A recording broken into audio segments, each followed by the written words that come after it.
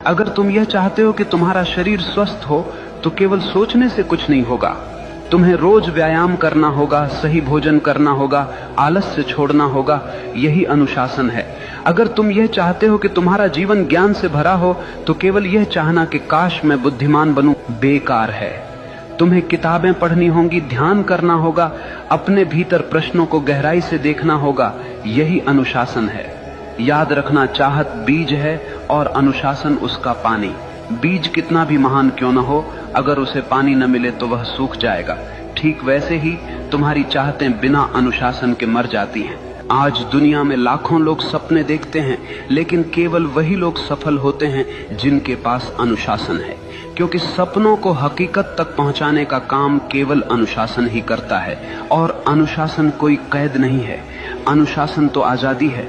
आजादी इस बात की कि तुम अपने ही आलस्य, अपनी ही कमजोरियों और अपने ही डर से मुक्त हो जाओ। देखो, एक नदी जब तक बह रही है वह जीवन देती है, लेकिन वही नदी अगर बिखर जाए, फैल जाए तो केवल कीचड़ बन जाती है।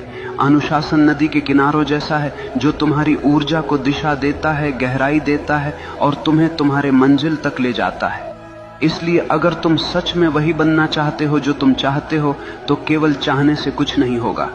तुम्हें अपने जीवन में अनुशासन की आग जलानी होगी। हर दिन, हर क्षण अपने लक्ष्य के लिए समर्पित होना होगा।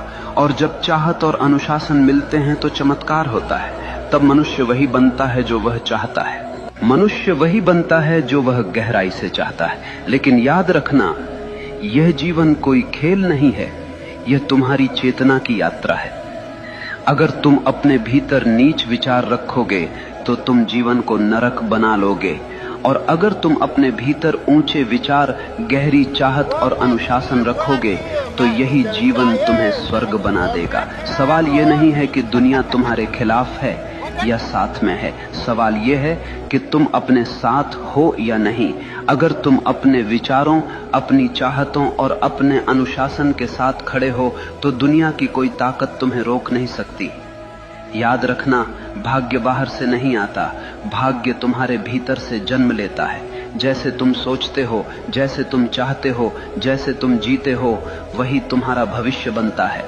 तो उठो, अपने डर को छोड़ो, अपने संदेह को जलाओ, अपनी चाहत को इतना गहरा बना लो कि वह तुम्हारी हर सांस में समा जाए, और फिर देखना पूरा ब्रह्मांड तुम्हारे रास्ते को साफ करने लगेगा।